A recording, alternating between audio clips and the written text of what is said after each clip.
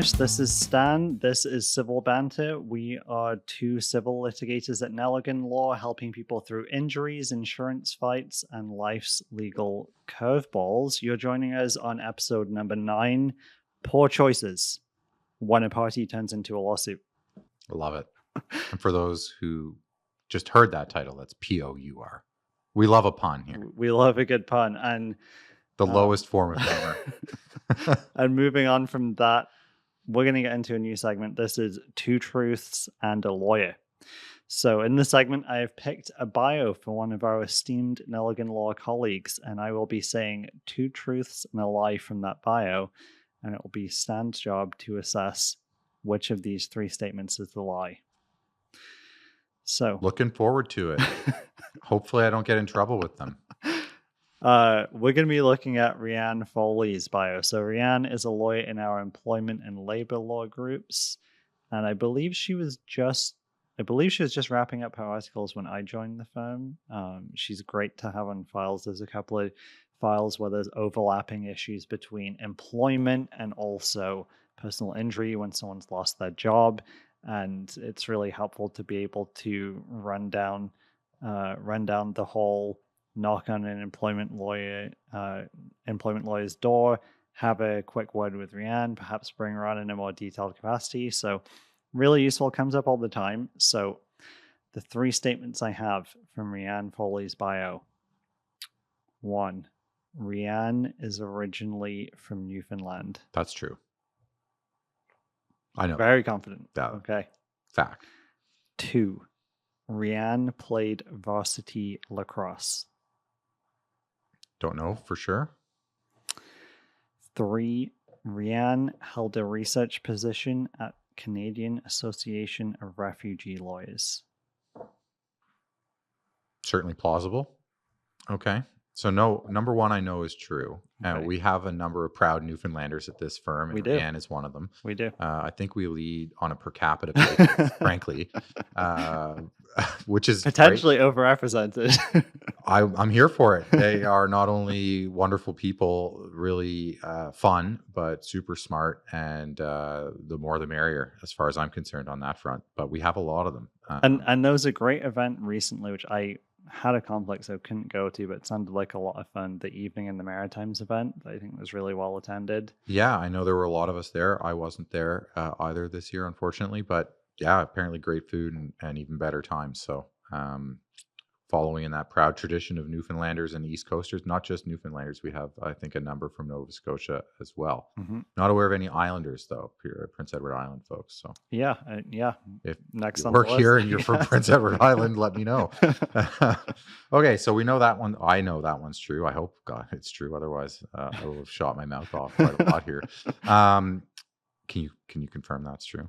I can confirm that Rianne is originally from Newfoundland. Great. So Good. It's between Rianne played varsity lacrosse and Rianne held a research position at the Canadian Association of Refugee Lawyers. Yeah, both seem very plausible. She seems very nice and helpful to everybody, so I could see why she would be attracted to and quite well suited for a job with the refugee lawyers. I feel like the middle one's kind of like a trick question maybe, and there's some other sport that she played that is like adjacent to lacrosse, so it's like technically correct in spirit, but technically wrong to say lacrosse. Well, you've just learned the extent of my poker face. It's not good. The laugh thereof. The laugh there tells me that this is probably, I want to say field hockey, or some other sort of outdoorsy running around. Well, let me give you some direct quotes. During law school, she worked at Community Legal Clinic as a research assistant and was the research chair at the U Ottawa chapter of the Canadian Association of Refugee Lawyers. Rianne is originally from Newfoundland and has lived all over Canada before moving to Ottawa. Outside of work, Rianne can be found doing activities like cross-country skiing, rock climbing, running, and swimming. So if she played varsity lacrosse, it is certainly not on her bio, so well done. Okay. You succeeded. Maybe she just didn't list it. In which case it's 3 truths and no lies. But I think that's worth bragging about. Yeah. Okay. Fun stuff. Okay. So we're going to move on to the topic of the episode, which is social hosts. And the liability that may spring from having a party. Yep. So, social hosts liability, what is it and how does it contrast with other liability for injuries, accidents, etc.? Well, a social host is a legal way of saying a party host, basically, right? Boys are so fun, aren't we? Yeah, I know. We make it sound not as interesting as like party host Yeah, or I attended a social hosted event, a yes, socially hosted event. a house party. You went to a house party. Yeah. That's basically what it is. A social host is somebody who's not in the business of hosting things. So the minute it turns into a commercial enterprise and you're charging money, then it changes. You're a bar owner or a restaurant owner or a venue owner.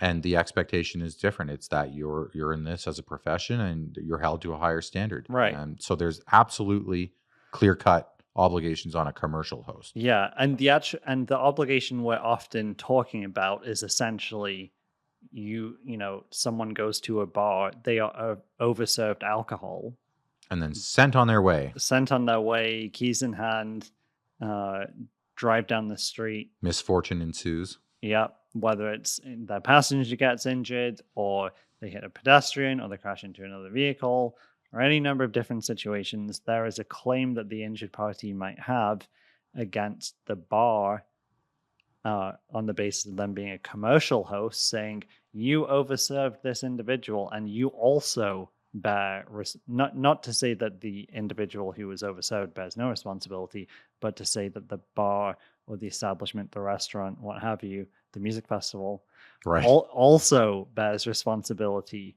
for the injured person's damages. They're on for a chunk of that pie, right? Potentially, right? They And have to prove it still. And but- that one's clear cut and established that this is the thing. You can pursue that type of claim on the right facts. Let's get into how it's different when we're talking house parties and social hosts. Yeah, and it is different, and it has been different for at least 20 years, basically, because the big case, the one that really governs this, is from 2006, and it's called Childs and Desormeaux, and it went all the way to the Supreme Court of Canada, and therefore is the law of the land across the land.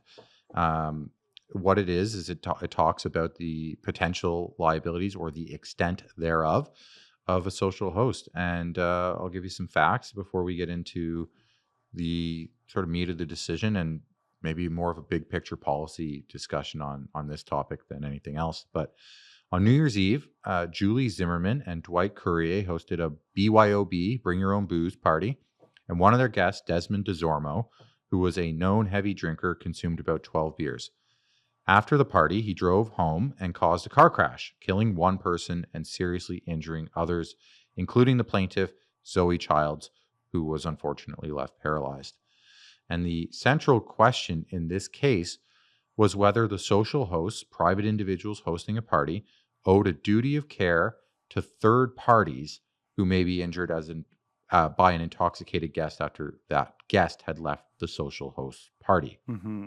Kind of a few chains on the causal link there. Right. But basically is somebody who wasn't at the party, are they owed a duty by the party throwers to make sure that they're safe? Right. Right? Because Miss Childs was not there. She's just somebody out in the world who gets hit by this guest. And does the party thrower have a duty to take care of, and essentially, in this case, the argument would be, had they taken care, that person would have not been killed. Right. Well, in this case, there are obviously a lot more facts to it. We're summarizing it relatively quickly here, but it does point out that as the guest was leaving, as Mr. Desormeaux was leaving the party, one of the hosts asked him if he was okay to drive. And they were not serving him. It was a BYOB party, so they weren't, watching every drink that the guests consumed. They were kind of keeping their finger on the pulse, I suppose, in a sort of more hands-off way. And they'd asked, and I guess he must have presented as okay, and they let him go on his way. Mm-hmm. So in this case, it goes to the Supreme Court. Should these hosts be on the hook, in whole or in part, for the damages? And the Supreme Court said no, that a social host, they're not held to the same standard. I think in this case, it would have been yes if it was a commercial enterprise. If he had Hmm. gone down to the local watering hole and been overserved, I think it's a different conversation. But in this case, the court found that there really just wasn't that proximity link between the host and the victim in this case. And that for that reason, you just can't impose this kind of a duty on a host. Right. It's almost like you know, we can't really expect the host of this party to be considering what the implications of what they do vis-a-vis their guest will be on an individual just out and about in general. They're saying that's too far, which is we were talking about before we hit record, but in terms of being, the idea of being a judge is, appealing to some, but I would hate to be in a situation where I had to be, a decider, the final or on the panel of the final decision maker as to whether or not this case, where such a tragic situation where potentially the consequences of what you're doing if you're saying no liability here, but you're also trying to think about future cases, what the impacts on society would be based on if you're basically saying, yes, there is a duty on social hosts. Yeah, Just, it's not supposed to be a relevant factor, but it's probably in the back of a judge's mind that a social host who owns their home is probably insured, and they're in this case probably the only pocket available to an injured plaintiff. And I don't think I didn't recall seeing a mention of like they're insured and that's the relevant factor. I think it's mhm, expressly an irrelevant factor, mhm, but it's got to be in the back of their minds that yeah, like poor Miss Childs is paralyzed, and the driver, the intoxicated driver who hit her, is probably not insured because of the criminal conviction arising from his alcohol and driving under the influence, or driving while impaired. I forget mhm, what we call it now. I think it's yeah, driving, I while think, impaired, I yeah, think. Yeah. And so that's a hard one. But basically since then, there really have not been any changes to the law. It certainly hasn't gone to the Supreme Court, and they haven't changed it. There's been no legislation legislating a duty on a social host, on a party thrower. So it's been a very slow evolution. There really hasn't been one. yeah. Not to say that there couldn't be, though. And also not to say that these cases don't get brought, but we often tell clients like 99.5 percent of cases do resolve and settle before a trial. So we can't say that these cases do not get brought, um, Right. They just but haven't been reported on. they haven't been brought, gone to trial, decided, decision comes out, and then the law moves on as a result of that. Right. They haven't gone to that stage yet. Hmm. So there may be cases out there where, let's say the social host is having a kegger at university and they're Hmm. charging their guests to come in. Well, they're in a quasi commercial enterprise there, and you should maybe have a higher degree of liability attached to that. And, or if you're hosting in the middle of the country and you know that your guests can't take public transit or a taxi, maybe there's a higher standard there. Hmm. Um, Yeah, it's interesting. And when I was in law school, we did this case, I feel like relatively early on in tort law. And it's just one of those cases where you can read it and you can just mentally tweak the facts a bit and then think, well, if the facts were this, then would there have been liability? And if, as you said, tweaking things like, what if it wasn't BYOB?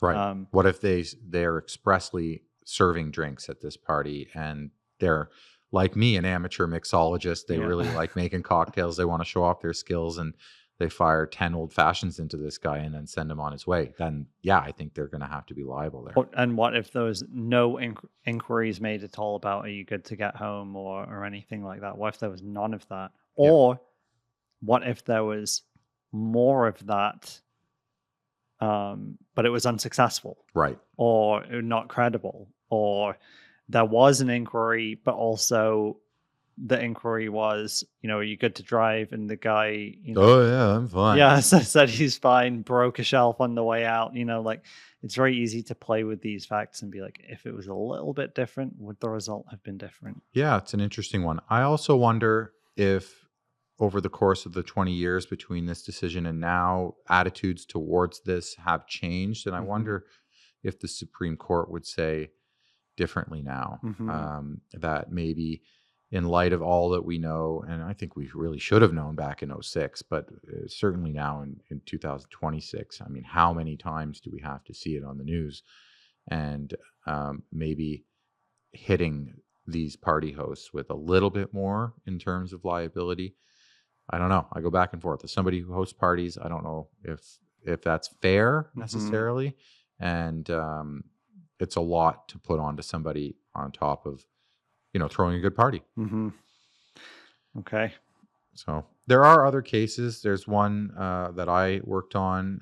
It's a 2016 decision. It was a rural area, a rural-ish area, Sabrin and McKetty. And in that case, unfortunately, teenage drinking involved. And it really came down to whether the father of the host had knowledge about what was going on, and in that case, the facts really didn't establish that he had knowledge of underage drinking, and it was sort of being done surreptitiously, and therefore the liability didn't attract to him in that case. So, again, another win for the social hosts on that front. So, Hmm. um, maybe the right case at the right time, but for now, there really isn't that level of exposure. Yeah.